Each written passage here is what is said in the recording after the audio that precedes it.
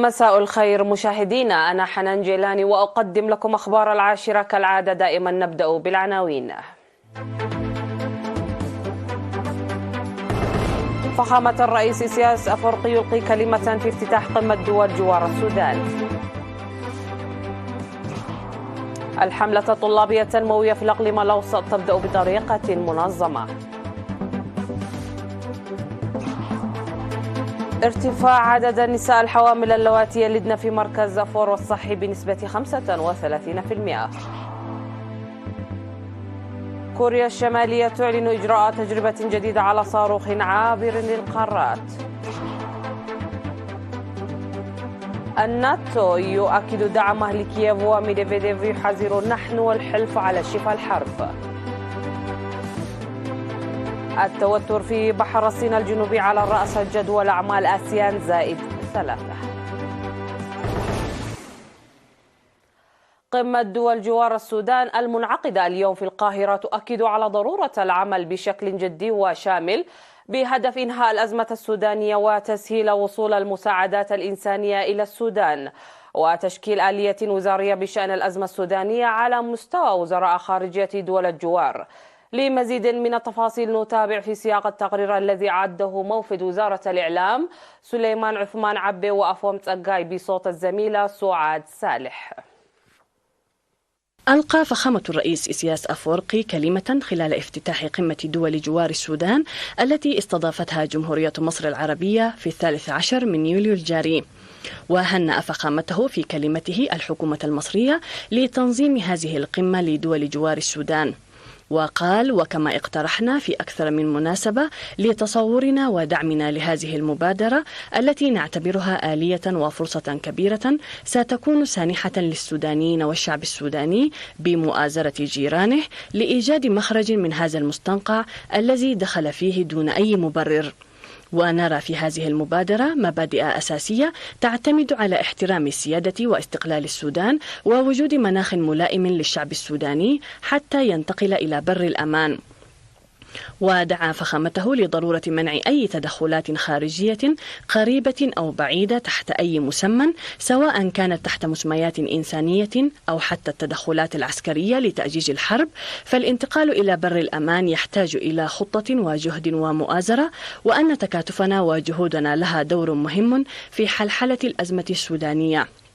وفي ختام القمة أصدر المجتمعون بيانا حمل 8 نقاط أهمها الإعراب عن القلق العميق إزاء استمرار العمليات العسكرية والتدهور الحاد للوضع الأمني والإنساني في السودان، والتأكيد على الاحترام الكامل لسيادة ووحدة السودان وسلامة أراضيه، وعدم التدخل في شؤونه الداخلية، والتعامل مع النزاع القائم باعتباره شأنا داخليا، والتأكيد على أهمية الحفاظ على الدولة السودانية ومقدراتها ومؤسساتها ومنع تفككها، وأهمية التعامل مع الأزمة الراهنة وتبعاتها الإنسانية بشكل جاد وشامل، ومناشدة كافة أطراف المجتمع الدولي لبذل قصارى الجهد لتوفير المساعدات الإغاثية العاجلة لمعاجلة النقص الحاد في الأغذية والأدوية ومستلزمات الرعاية الصحية، والاتفاق على تسهيل نفاذ المساعدات الإنسانية المقدمة للسودان عبر أراضي دول الجوار، والتأكيد على أهمية الحل السياسي لوقف الصراع الدائر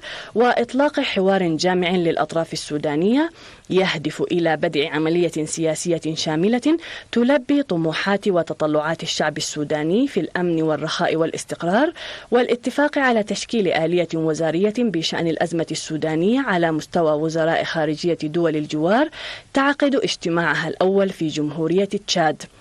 في غضون ذلك التقى فخامة الرئيس إسياس أفورقي برئيس جمهورية مصر العربية عبد الفتاح السيسي في الساعات الأولى من صباح اليوم، وأجرى الزعيمان نقاشا واسعا في قصر الاتحادية بالقاهرة ركز على حل القضية السودانية والقضايا الإقليمية والدولية التي تؤثر على البلدين معا.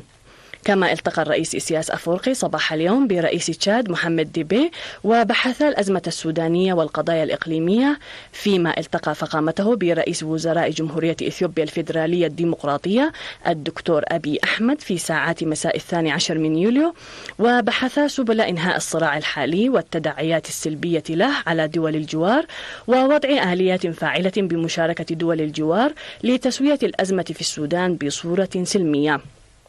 بعد ظهر يوم 12 من يوليو التقى فخامة الرئيس إسياس أفورقي برئيس جمهورية جنوب السودان سيلفا كير ميرديت ووزير خارجية جمهورية مصر سامح شكري.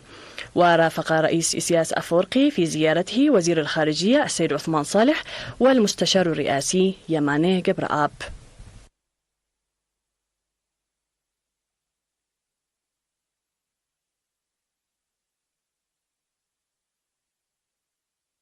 بالإقليم الأوسط الأستاذ غويتو أم يماني إن حملة الطلاب قد بدأت بطريقة منظمة.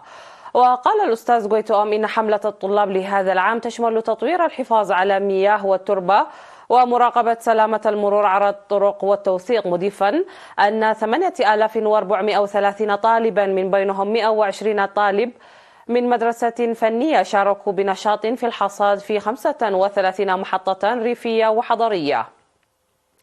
وقال إن 97% من حملة التطوير المخطط لها مخصصة للحفاظ على المياه والتربة، في حين أن 3% المتبقية لبرنامج مراقبة سلامة المرور على الطرق من قبل الطلاب وتوثيق المكتب الوطني للبحوث والتوثيق.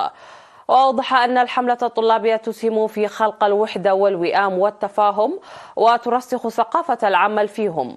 وقال إنه سيتم إعداد 383 ألف حفرة لقرص شتول الأشجار، وسيتم بناء 767 ألف هكتار من المروج الجديدة وقرص 40 ألف شجرة هذا العام. وقال إن فرع هيئة الغابات والحياة البرية بالإقليم الأوسط تقدم معدات زراعية كافية لإنجاح البرنامج، وقد تم تكليف 308 من مقدمي الرعاية من بينهم خبراء زراعيون ومعلمون ومسعفون بالبرنامج. وقد نجح أكثر من 85% من أكثر من 11 مليون شجرة زرعت في الإقليم الأوسط من 1994 إلى عام 2017 وفقا لحملة الطلاب من مكتب حملة الطلاب الصيفية التنموية بالإقليم.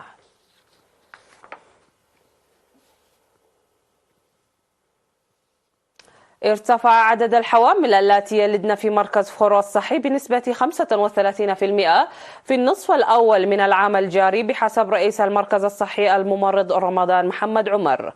وقال الممرض رمضان أن وزارة الصحة وشركائها قد أنشأت لجنة للأم والطفل لتقليل عدد الولادات المنزلية هذا العام.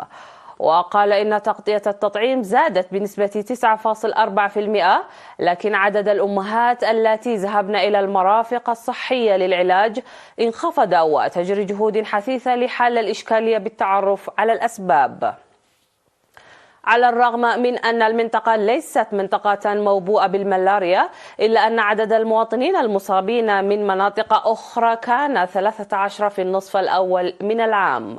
وأشار الممرض رمضان إلى أنه يتم تنفيذ حملات قوية في جميع الجوانب الصحية بشكل عام وسلامة الأم والطفل بشكل خاص. وذكر الصيدلي محاري أن المديرية تتلقى الأدوية من الدول المجاورة بحرا وبرا، ونصح بعدم استخدامها دون استشارة. يوفر مركز فورو الصحي رعاية ما قبل الولادة وبعدها، واختبارات الدم الطوعية واختبارات الأمراض المزمنة والفحوصات المخبرية وغيرها للمواطنين في مناطق مالكا وإيرومايلي وحديش وزولا وأفتا وفورو وفقا لمكتب المركز الصحي.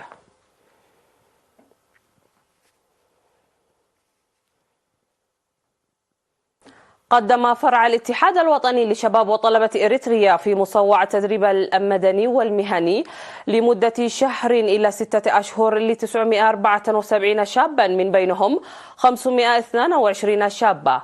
في حفل التخرج الذي أقيم في 10 من يوليو، قال رئيس مكتب الفرع الشاب داوود تخلوم إن التدريب شمل الورود الحمراء والتثقيف السياسي بالإضافة إلى أساسيات الرقص والدراما والإسعافات الأولية وتطبيقات الكمبيوتر قدمت بأسلوب نظري وتطبيقي. وأشار إلى أن التدريب شمل تدريب التصوير الثابت والمتحرك والأدب العام وحفظ السجلات، مضيفا أن مكاتب التعليم والصحة في مصوع وإدارة مدينة مصوع شاركت بنشاط في التدريب. وحث حملة الاتحاد الوجهة على الشباب بهدف الإنجاح دون المشاركة الفاعلة للحكومة والجبهة والهيئات المجتمعية.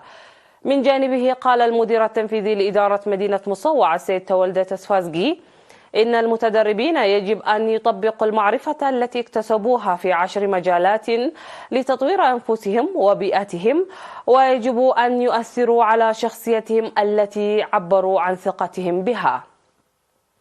وقد تشرف حفل التخرج بعروض في فرقة الاتحاد الفنية بمديرية مصوع.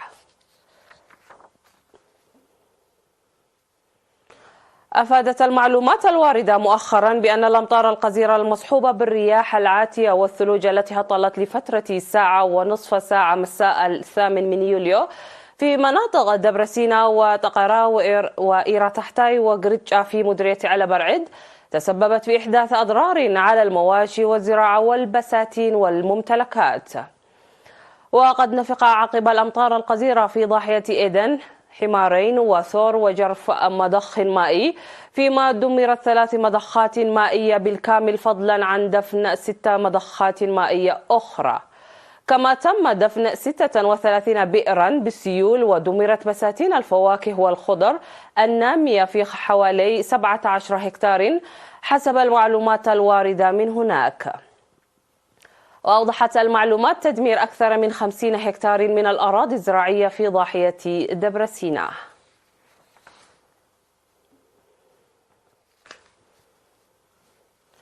فاصل ونعود لمتابعة الأنباء على الصعيد العالمي، رجاء ابقوا معنا.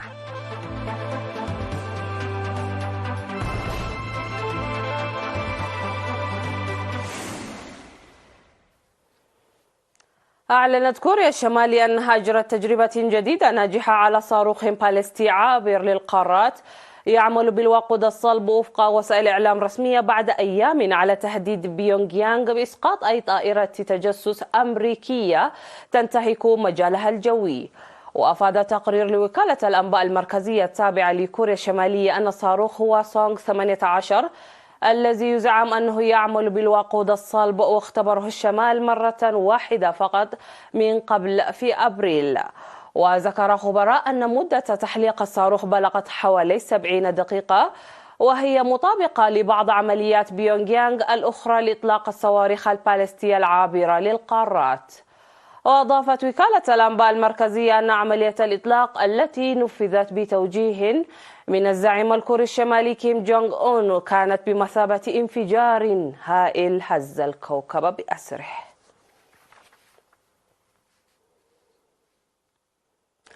اختتمت أعمال قمة الناتو بحضور زعماء الدول الحلف في عاصمة ليتوانيا فيلنيوس، حيث أكد الأعضاء على التزامهم بتقديم دعم عسكري لكييف يمتد لسنوات، فيما حذر نائب رئيس مجلس الأمن الروسي ديمتري ميدفيديف من أن بلاده وحلف الناتو بات على شفا الحرب. وقال يانس ستولتنبرغ الأمين العام للناتو إن الحلف وافق على حزمة لتطوير قدرات أوكرانيا الدفاعية تمتد لسنوات، قائلا إن العالم يواجه تحديات كبيرة. كما أعلنت مجموعة الدول السبع عن خطتها للضمانات الأمنية لأوكرانيا تشمل تقديم مساعدات أمنية ومعدات عسكرية حديثة، وتؤكد أن كييف تعهدت بتعزيز الشفافية والمساءلة. وفي رد الفعل الروسي قال الكرملين إن الضمانات الأمنية التي يعتزم الغرب تقديمها لأوكرانيا ستكون خطأ فاضحا من شأنه أن يؤثروا على أمن روسيا ويعرض أوروبا لمخاطر كبرى لسنوات عديدة مقبلة. يجتمع وزراء خارجية دول رابطة جنوب شرق آسيا آسيان مع نظرائهم الصيني والياباني والكوري الجنوبي لمناقشة عدد من القضايا على رأسها النزاعات في بحر الصين الجنوبي والتعاون الاقتصادي. وسيمثل الصين رئيس لجنة الشؤون الخارجية في الحزب الشيوعي الصيني وانغ يي بدلا من وزير الخارجية تشين غانغ على ما ذكرت وزارته. وبحر الصين الجنوبي طريق شحن مهم لسلاسل التوريد من طوكيو وسيول، ويضم كذلك الثروات النفطية وغازية. وأنشئت رابطة جنوب شرق آسيا آسيان بعد الأزمة المالية الآسيوية في عام 1997 لتطوير علاقات اقتصادية أفضل بين دول جنوب شرق آسيا وقوى شرق آسيا.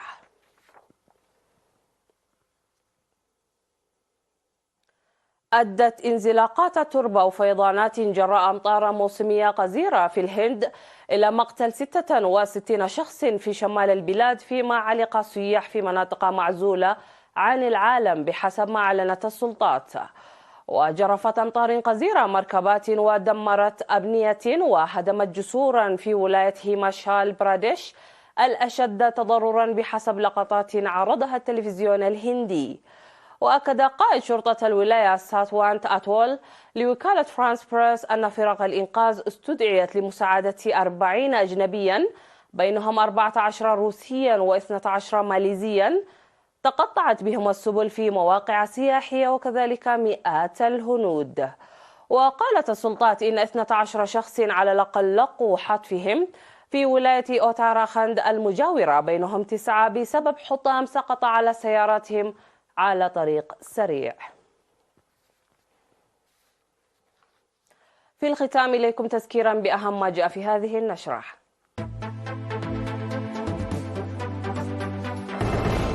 فخامة الرئيس سياس أفورقي يلقي كلمة في افتتاح قمة دول جوار السودان. الحملة الطلابية التنموية في الأقليم الأوسط تبدأ بطريقة منظمة. ارتفاع عدد النساء الحوامل اللواتي يلدن في مركز فور الصحي بنسبة 35%. كوريا الشمالية تعلن إجراء تجربة جديدة على صاروخ عابر للقارات. الناتو يؤكد دعمه لكييف، وميدفيديف يحذر نحن والحلف على شفا الحرب. التوتر في بحر الصين الجنوبي على رأس جدول أعمال آسيان +3. انتهت النشرة، قدمناها لكم من تلفزيون دولة إريتريا. إلى اللقاء.